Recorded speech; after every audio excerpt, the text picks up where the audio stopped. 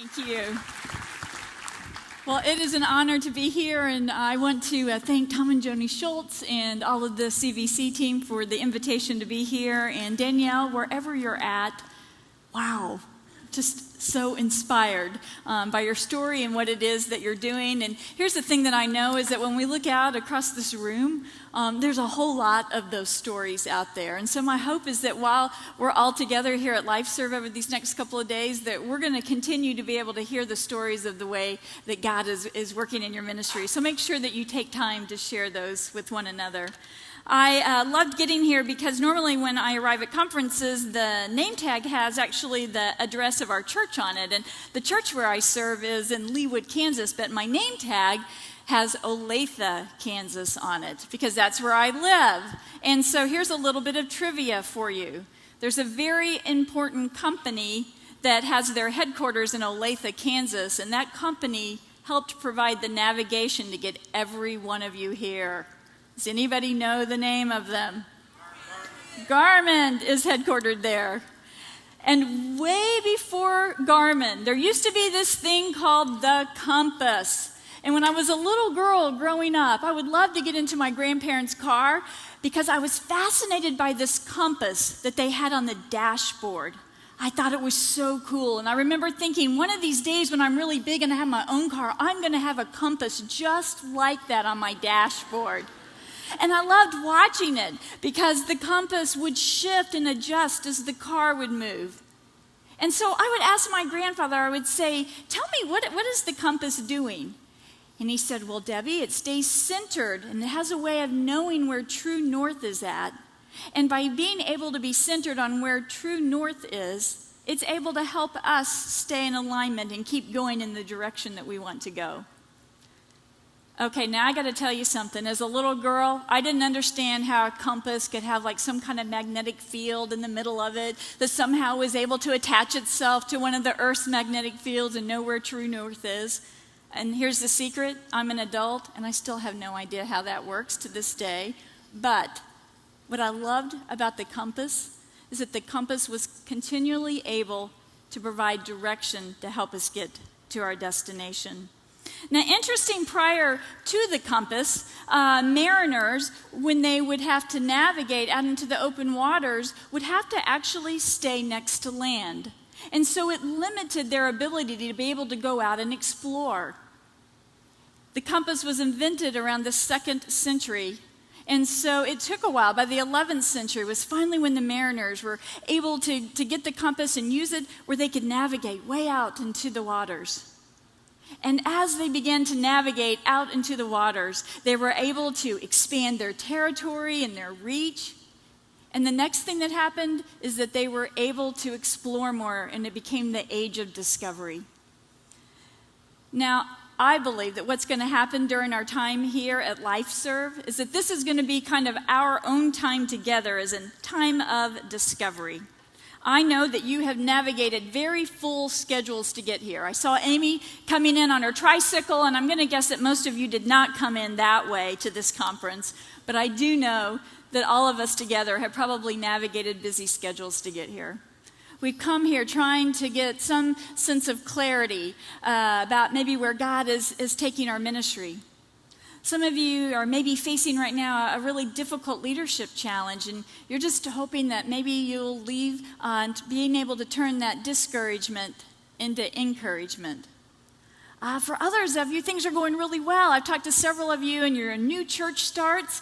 And Travis, I was just talking to him, and they planted a church 30 months ago, and it's growing, and things are going great. And so you're just coming to hope to put some new things in your tool belt as you go back to know how it is that you can more effectively equip your teams.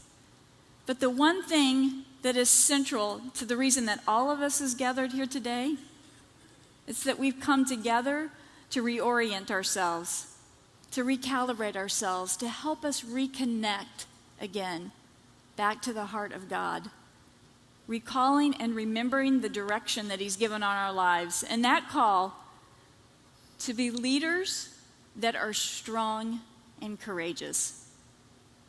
When I think about strong and courageous leadership, I can think of lots of contemporary examples of people that lead in that way, but the one person from the Old Testament that I think of most often is Joshua. And so tonight, we're going to spend time just examining what we can learn from Joshua's leadership.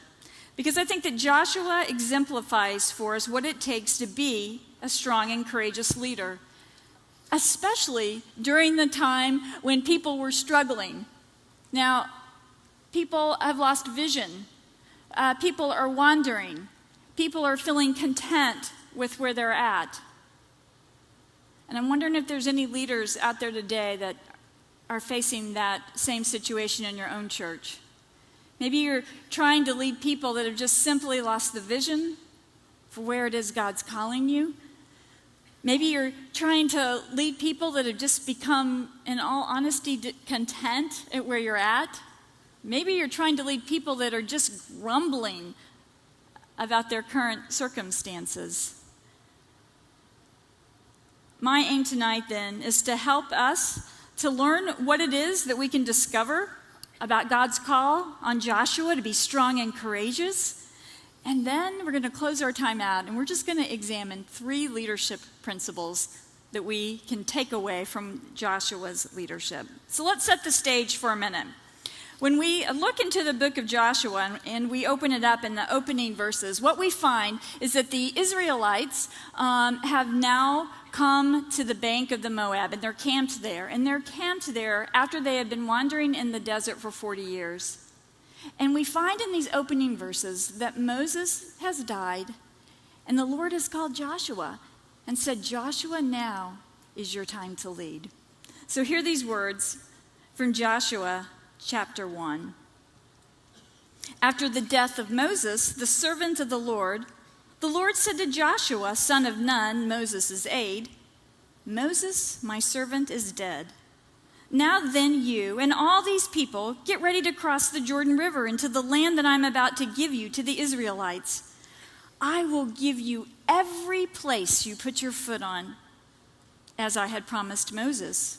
Your territory will extend from the desert to Lebanon, and from the great river, the Euphrates, all the Hittite country, to the great sea in the west.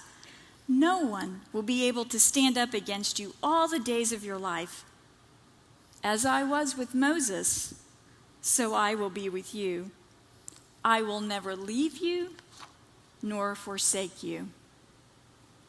Now Joshua has been serving under the leadership of Moses, and now he is the sole leader.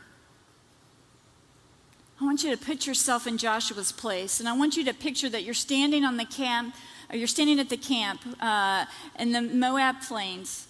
All the Israelites around you, again, this new generation that's come up, they've heard the stories. And Joshua's looking over them. I can't imagine the weight that he must be feeling now, the responsibility that he is feeling. Because he's being given the same commandment that Moses had been given 40 years earlier. He's hearing it again in these opening verses, and so he must be recalling it. Now then, to all of the people, tell them, get ready to cross the Jordan River into the land I'm about to give them to the Israelites. I will give you every place that you set your foot on, just as I had promised Moses. So if the promise was the same, then why were the people still there? Why hadn't the Israelites 40 years before them chose to take the next step? As we recall from reading Scripture, what we remember is that they were too afraid to cross over. They wanted to stay put because the next step seemed too hard. God had told them in the verses, he said, but if you go, I'll be there. But they just didn't seem like they would be able to trust. And you know what? Where they were at, it just felt a little safer. Can you relate to that in your own ministry area? Times when taking the next steps, times when taking those next steps just seems frankly too risky to do it, too scary to do it.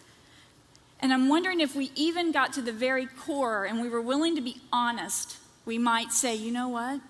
I'm not certain that I can even trust that God will do what he says he will do. You know what? We also have this little human condition thing where we want things to be made a little bit easier for us. You know, God, I would be willing to do that, but I can't imagine that it would be this hard if you were really wanting me to do it. So if you just make it a little easier, you know, give it to me on a silver platter, then I'll take my next step. That'll be my sure sign. But you know what? God doesn't do that. God says, leader, church, go. In this scripture, we find that God is saying, go. You have to take the next step. And wherever you place your foot, I will give it to you, because that's the place that I have prepared for you. I've already got the way ready for it. But you must go out, not me bring it to you. Maybe you sense that God's calling your church to be more engaged beyond the walls of your local congregation. You know, to do something radically, externally focused. And maybe you're waiting then for God to bring that to your church because it feels safer there. About 8 years ago, our church set a strategic goal that we wanted to become more engaged in addressing the core issues of poverty within our own city in Kansas City. And so as we began to look at what some of the biggest needs were in the city, we began to focus in on the Kansas City, Missouri School District. It was failing. It had been taken over. And what we recognized is that maybe there would be something that we could do there. And so what we decided is that we would write every single staff member in the Kansas City, Missouri School District a letter.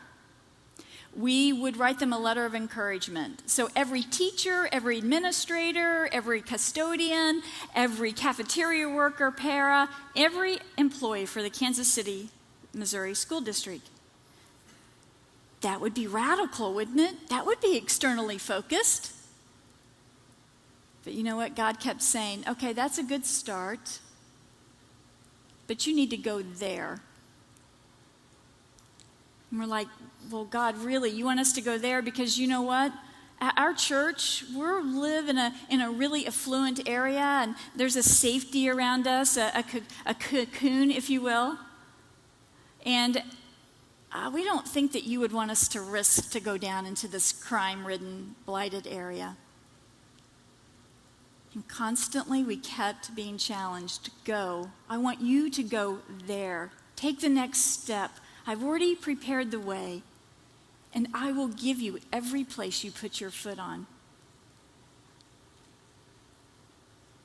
Since those 8 years, we have now had the incredible, humbling opportunity to renovate 6 elementary schools. We've built playgrounds in places that just lie in complete trash. We now have tutoring programs in every single one of the schools. We provide backpacks for every student that leaves on Friday so that they have meals on the weekends. And the best part is that our people are physically present in those places